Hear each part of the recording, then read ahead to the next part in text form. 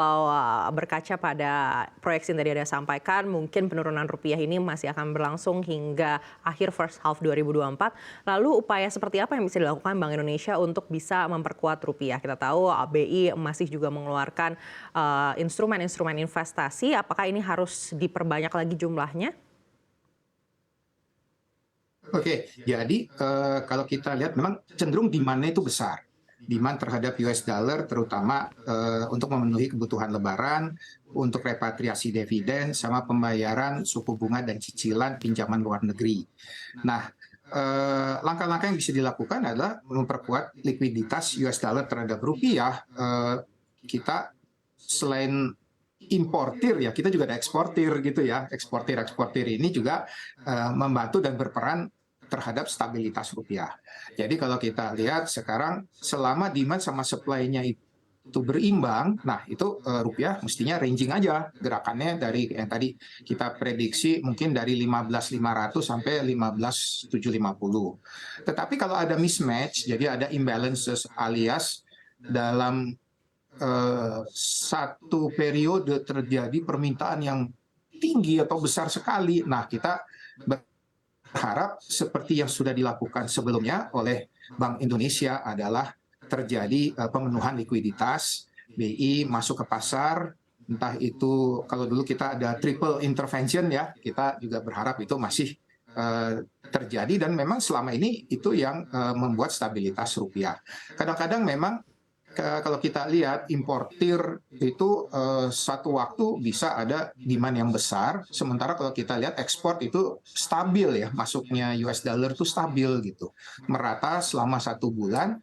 Tetapi kalau untuk yang impor, nah ini kadang-kadang di akhir bulan ini cenderung terjadi permintaan yang besar. Nah pada saat terjadi mismatch tersebut, kita berharap stabilitas pasar dilakukan oleh Bank Indonesia seperti yang sudah dilakukan dan berhasil selama ini untuk menjaga stabilitas rupiah. Nah, instrumennya apa aja kalau kita lihat memang ada SRBI, kita lihat ada SVB, investor. Kalau kita lihat tahun lalu yang masuk ke bond Indonesia ada sekitar 80 triliun gitu. Nah, kalau kita lihat barusan ini keluar dari Januari sampai sekarang sekitar 3,5 triliun. Jadi sebenarnya memang ada aksi profit taking di pasar obligasi, tetapi jumlahnya nggak terlalu besar lah ya. Confidence terhadap Indonesia terjaga dengan baik, apalagi kita lihat sebagai negara demokrasi ketiga terbesar di dunia ini berhasil melakukan pemilunya dengan lancar. Nah, ini mendorong confidence terhadap Indonesia untuk terjaga dan bahkan grow. Nah, sekarang memang kita ada masalah cyclical yang sudah diantisipasi sebelumnya. Kalau kita lihat memang Bank Indonesia ada di pasar dan dia menjaga likuiditas US dollar terhadap rupiah. Jadi so far kita lihat range itu masih akan tetap terjaga di level-level yang kita sebut tadi 15.500 sampai 15.750. Kira-kira gitu, Mbak. Baik, untuk penguatan dolar indeks sendiri, Anda lihat sesignifikan apa hingga akhir first half 2024 ini? US dollar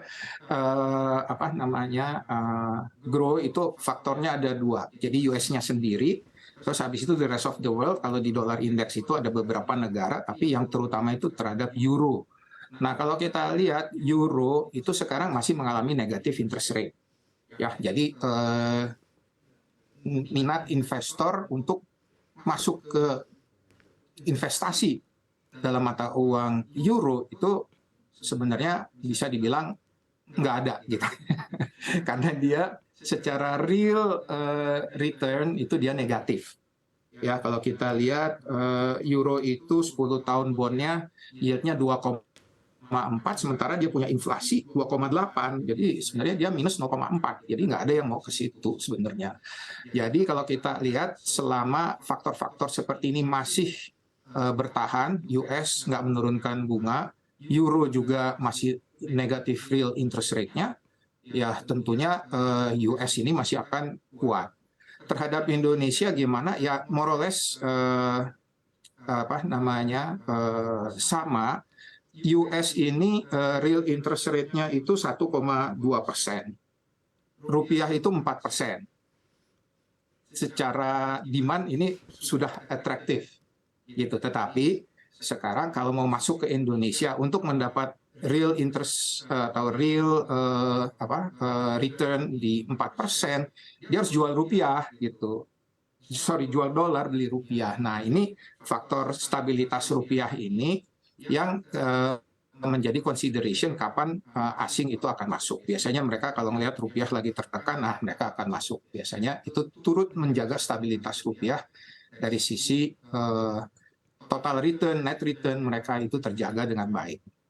Gitu. Jadi US dollar akan supported, dia kelihatannya nggak akan turun, mungkin sampai US dollar menurunkan tingkat suku bunganya. Tetapi kalau the rest of the world, terutama euro ini ikut menurunkan juga ya, berarti squarish aja. Mungkin gerakannya antara 101 sampai, kalau sekarang kan di 104 ya.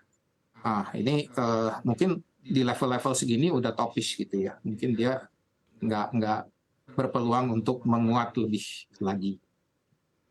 Baik, kita kembali lagi ke upaya internal yang mungkin bisa dilakukan Bank Indonesia untuk menjaga stabilitas rupiah begitu. Tadi kita sudah bahas soal instrumen investasi. Bagaimana dengan term deposit falas DHE SDA? Menurut Anda ini masih bisa dioptimalisasi lagi? Itu salah satu ya. Cuman masalahnya gini Mbak Naka, kadang-kadang itu eksportir itu kan juga butuh dolar ya untuk operasional mereka, sehingga dia nggak bisa lama-lama menahan US dollar-nya gitu ya. Tentunya ini salah satu instrumen yang ada, tetapi ini bukan instrumen utama yang bisa kita pakai. Yang perlu dipertimbangkan lagi justru kita ini trade balance-nya ini nih berat di import ya. Import kita ini cukup dominan ya, terutama sekarang ya memasuki masa lebaran. Nah, kalau kita lihat justru gimana caranya kita membangun industri yang substitusi import gitu ya. Bisa nggak kita bikin industri yang bisa menggantikan barang-barang yang kita import, atau barang-barang yang kita import itu pabriknya dari sini, sehingga nggak perlu kita import barang jadi dari luar gitu. Ini juga merupakan salah satu. Jadi selain kita bekerja di export side, nah importnya ini juga perlu dipertimbangkan gitu ya, karena ini yang sangat dominan. Sektor jasa ya, sektor jasa itu kita baru berhasil, kalau dilihat dari data kemarin, dari sisi turisme yang masuk ke Indonesia lebih gede daripada Indonesia yang tur ke luar negeri. Nah, ini sesuatu yang bagus trennya ya, tapi bukan hanya itu, kita lihat transport, kita lihat asuransi. Nah, ini yang masih menjadi PR buat kita ya. DHE itu salah satu langkah yang bagus, dan di mana kita lihat di awal-awal ini sudah berjalan. Tetapi bukan hanya itu, sebenarnya kita bisa coba dari sisi import ya. Import ini kita dominan sekali gitu importnya.